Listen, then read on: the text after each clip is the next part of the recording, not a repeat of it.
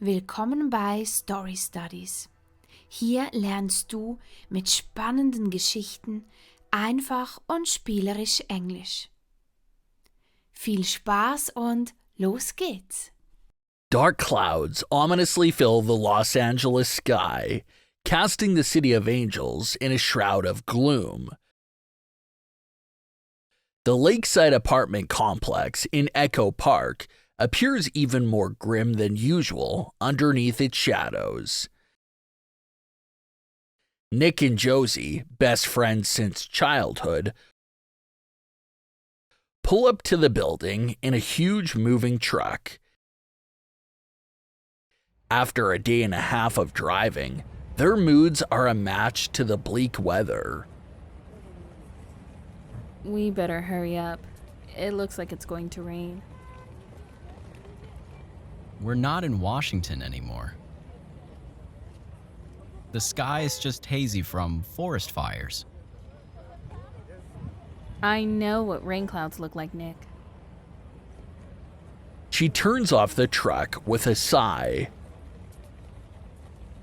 Just give me a moment to check my messages before we start moving everything. Fine, but don't take too long. Josie hops out of the truck and slams the door harder than she meant to. She's impatient to get everything moved in and get this day over with. Tomorrow starts her first day at Primordial Games, a startup company she's been a fan of since they released the game Black Ship 3 years ago.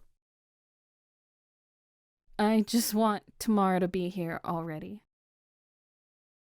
Inside the truck, Nick pulls up his email on his phone. Come on. Please be a message. Nick's face falls as he sees there has been no responses to his job offers. The screenwriting job he thought he had in the bag has fallen through, and he's not sure how he'll pay his half of the rent. He still hasn't told Josie. Shoulders hung low, he gets out of the truck. Hey, Joes. Still mad at me?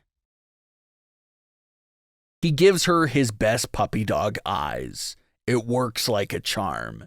She wraps an arm around his shoulder. It would take a lot more than that to piss me off, Nini. I'm sorry if I was grumpy. I'm really glad you're here with me.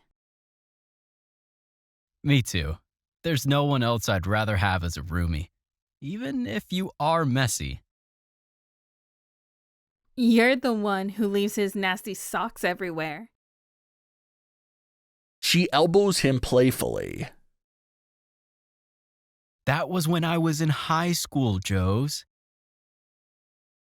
You left them all over the motel last night, and I was the one who had to clean them up for you. Look, He points upwards, an obvious deflection from the conversation. I think the sky is clearing up. There's going to be sunshine in no time.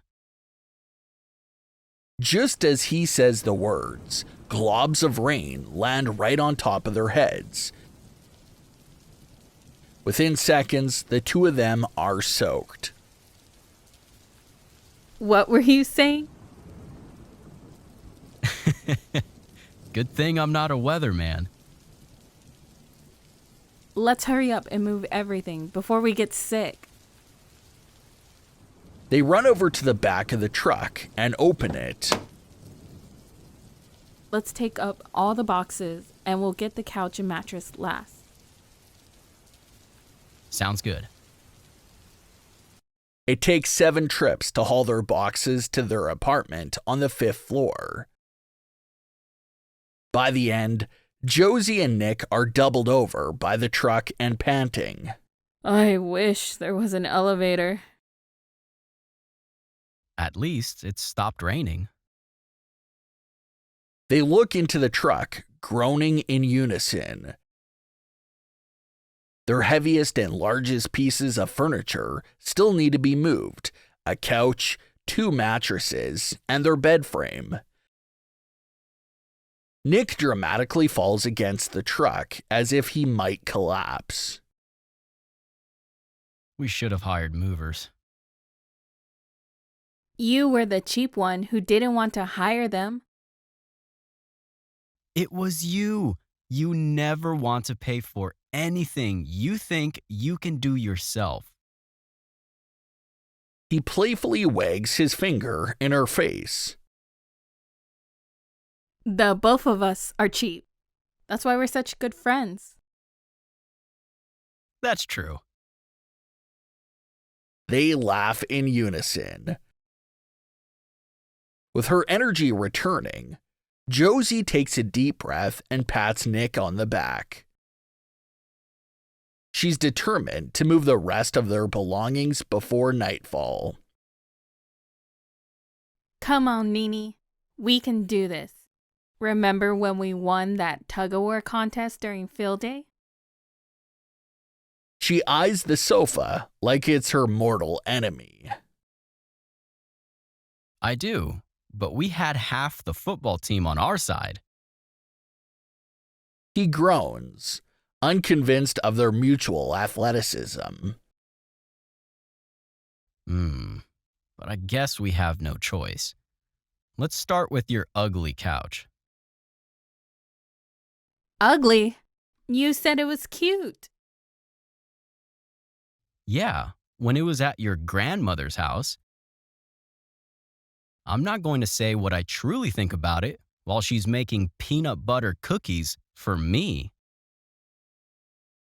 Josie's face drops into a hurt expression as she grabs the end of the couch and begins to move it down the ramp. Nick feels bad. He shouldn't have teased her about it. It's not just a couch, but a piece of home. Josie's grandmother is one of the most important people in her life. She probably is already missing her a lot. Joes, I was kidding. Shut up and grab the other end, will you? Josie shrugs. She's too focused on getting it up to their apartment to be really hurt. Nick grabs the other end of the couch, and they begin their journey up the walkway. The couch is ancient and bulky, making it difficult to carry. Careful, it's almost scraping the side of the building. Okay. They move a few steps over, groaning as they do so. When they finally reach the end of the stairs, they set the couch down for a micro break. Once we've caught our breath, I'll take your side. I should be on the end pulling it up. All right. But if you let go of it and crush me, my death will be on your hands. And the last peanut butter cookies my grandmother will make will be poison ones. Don't worry, I got this. I've been working on my gains. He flexes and kisses each of his biceps. Josie shakes her head, unimpressed. After their heart rate lowers, they switch sides of the couch. 1, 2, 3. They lift it in unison. Nick takes a step onto the stairs. Feeling balanced, he moves slowly upwards. With their teamwork, they make up the first set of stairs. Should we take another break? I'm still feeling strong. Let's go up to the next floor. Okay. She would not have agreed so easily if she was able to see how red his face has turned or how his arms are shaking. Too many days of being cramped up in his room writing have made him weaker than he would like to admit, but from her angle, she sees none of that. Halfway there. His hands are sweaty and sore. He can feel his grip slipping. He won't be able to hold on for much longer. Josie, watch out! Nick screams as his fingers give away and he lets go of the couch completely.